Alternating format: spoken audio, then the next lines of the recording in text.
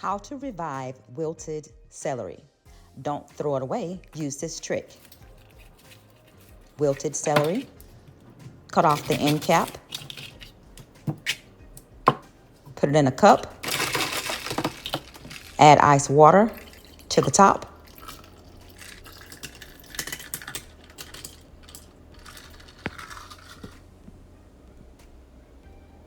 Let it sit for 4 hours.